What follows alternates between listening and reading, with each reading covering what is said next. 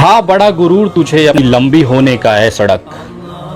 मेरे भारत के, मेरे देश के सिहाब ने तुझे पैदल ही रौंद दिया। जी हाँ, मैं उस सिहाब की बात कर रहा हूं जो एक इम्पॉसिबल सा सपना अपनी आंखों में लेकर केरला से अपने घर से निकला, पैदल, सिर्फ एक आसरे पर कि एक दिन वो हज के लिए मक्का पहुंचेगा। 8,640 किलोमीटर का एक पहाड़ सा दूरी धीरे धीरे रोज ये अपने कदमों से रौंद कर अपने नबी के पास पहुंचने की कोशिश कर रहा है।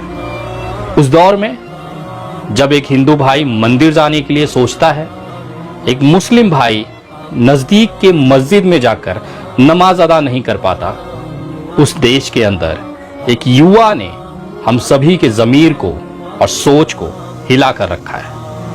सिहाब एक उदाहरण है उन लोगों के लिए जिन्हें लगता है कि मस्जिद या मंदिर बहुत दूर है।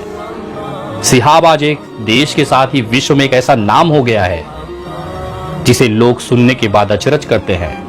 क्या वाकई में इंसानी कदमों के अंदर इतनी ताकत है कि 8,640 किलोमीटर की दूरी वो पैदल ही नाप सकता है?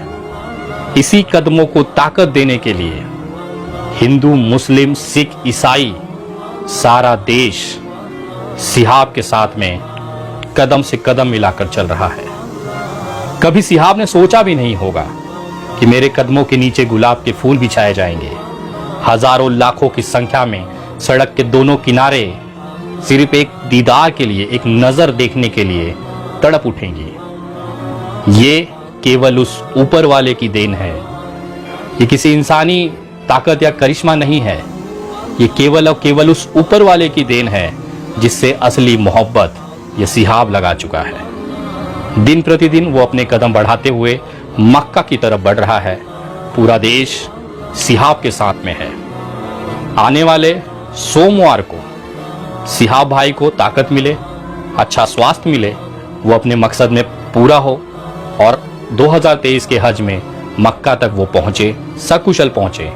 उसके लिए मैं महारुद्राभिषेक और 12 ज्योतिर्लिंगों में से एक ज्योतिर्लिंग जाकर भाई के लिए विशेष पूजा मैं वहां पे करूंगा।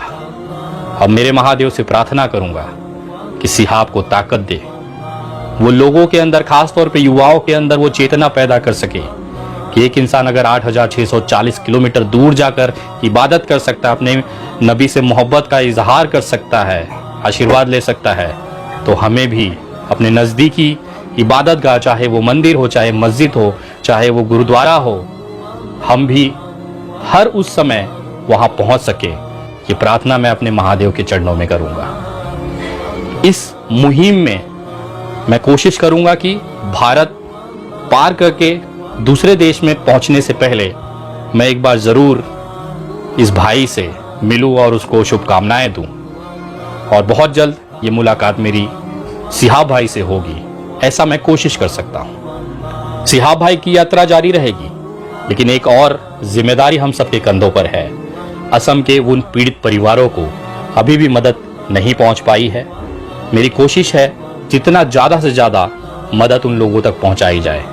अगले कुछ दिनों में मैं असम उस परिवारों के बीच जाऊँगा और आप लोगों के दी हुई वो तमाम मदद, दुआएं उन परिवारों को उनके हाथों में सौंप कर आशीर्वाद लूंगा।